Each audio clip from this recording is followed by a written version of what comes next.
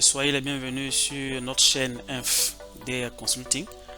Alors précédemment nous avons fait une vidéo concernant l'implémentation de GLPI pour les utilisateurs Windows et aujourd'hui nous allons vous montrer un peu l'implémentation de cette même plateforme là, de ce même logiciel pour les utilisateurs Linux.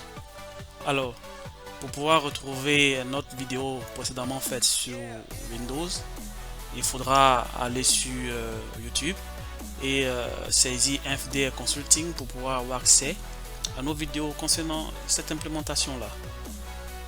Alors donc sans plus tarder, nous allons déjà rentrer dans le vif du sujet. Nous avons déjà préparé l'environnement, hein. Voilà, c'est ce qu'il faudra noter. Ici nous allons pour faciliter l'implémentation, vu qu'il s'agira de saisir des lignes de code à chaque fois dans l'implémentation. Donc nous avons déjà répertorié, hein, l'ensemble des lignes de code.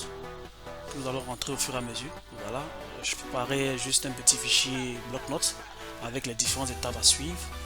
Donc tout ça je vous mettrai dans la description, voilà, pour vous faciliter l'implémentation. Alors nous utilisons toujours VMware Workstation, d'accord, la version 16 Pro. Et nous avons déjà préparé l'environnement, donc cette implémentation va se faire sous Linux Ubuntu 64 bits. Voilà, nous avons téléchargé déjà l'image ISO, hein. Nous avons déjà monté l'image ISO, donc on va juste l'exécuter. Ok, voilà, donc là nous lançons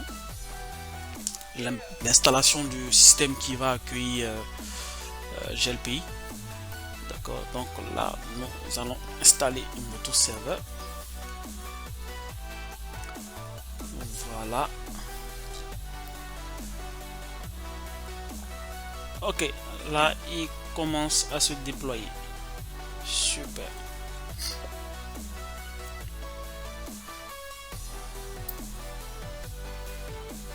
D'accord, donc tout au long de cette petite formation, vous allez remarquer que à chaque fois je vous mettrai sous pause pour pouvoir réduire carrément la vidéo, éviter qu'elle soit vraiment très longue. Donc là je pense qu'on va le faire en attendant que tout puisse finir de charger. Voilà, donc à tout de suite. Alors nous revenons. Là c'est ok, nous avons un message de bienvenue où nous demandons de choisir carrément la langue. Bon là nous sommes francophones, hein, donc choisissons directement le français. D'accord, voilà. Et là il nous dira de choisir la langue. Bon, on laisse tout par défaut, hein, parce que c'est déjà mis en français, donc French. Donc terminé, voilà.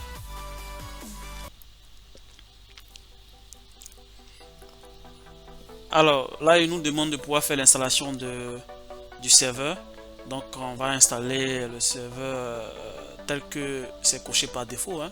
On va pas vraiment se prendre la tête, d'accord. Il faut dire que c'est vraiment basique, hein. C'est vraiment basique l'installation. Il faudra juste s'assurer de pouvoir bien configurer la carte réseau, vu que c'est un serveur. Il faudra définir une adresse, voilà, fixe sur cette machine là. C'est très important parce que vu qu'il y a un bail au niveau de tout ce qui est adressage DHCP, si vous ne fixez pas l'adresse, vous pouvez vous retrouver avec une autre adresse plus tard quand le bail va expirer. Donc pour éviter ça, c'est très important de pouvoir configurer la carte réseau et de la définir en tant que, voilà, carte réseau fixe avec une adresse bien définie. D'accord, donc là nous n'allons pas continuer, hein, parce que si on continue, ça va rester en DHCP. Nous là on va définir carrément, voilà, on va éditer carrément l'IPv4. Là c'était désactivé, on va l'activer, on va le mettre en manuel. Donc on va définir l'adresse réseau. D'accord, donc là je suis en 192. Je pense que je dois avoir un problème de saisie. Voilà, 192.168.1. Je peux me prendre le 10. Je pense que je peux me prendre le 10. D'accord, donc 1.10. Là, attention. Là, attention, c'est pas là-bas que nous mettons l'adresse IP de la machine, c'est plutôt l'adresse réseau. Donc là, c'est 0. Et très important, si vous sautez sans mettre le CIDR, qui est qui est le max, sous réseau, vous allez avoir pas mal de difficultés. Donc, on va revenir là. D'accord. On va mettre notre barre. On va mettre /24. D'accord. C'est-à-dire 255.255.255.0. Ça, je pense que on pourra faire encore une autre vidéo pour vous montrer un peu comment gérer tout ce qui est adressage, comment calculer.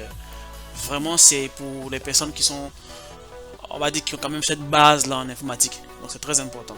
Donc là, nous allons saisir l'adresse IP du serveur. D'accord, 1.10.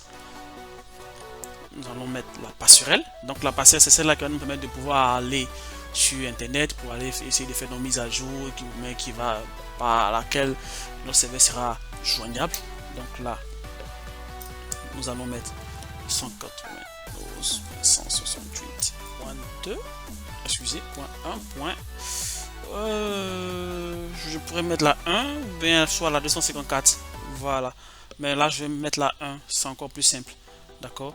Donc, la DNS, je prends la DNS de Google hein, par défaut. 88.8 4 fois. Voilà. Une fois que c'est fait, nous pouvons sauvegarder. Et là, vous remarquez que là, c'est en statique. Nous avons donné l'adresse de notre serveur qui est la 1.10. Donc, lors de, on va dire de l'installation de GLPI, quand nous allons vouloir peut-être l'attaquer en web, ça sera cette adresse là qu'il faudra saisir. Donc c'est très important de pouvoir bien configurer notre interface réseau. Voilà, donc une fois que c'est finalisé, nous cliquons sur terminer. Là, c'est vraiment pas nécessaire. Hein. Si le système nécessite un peu aussi pour se connecter à internet, entrer les détails. Bon, nous on n'a pas besoin de ça pour l'instant. Hein. Donc on clique sur terminer. Et là, il va chercher à tester pour voir s'il arrive à aller sur internet. D'accord. Normalement, il doit pouvoir faire sortir des informations juste en bas. Voilà.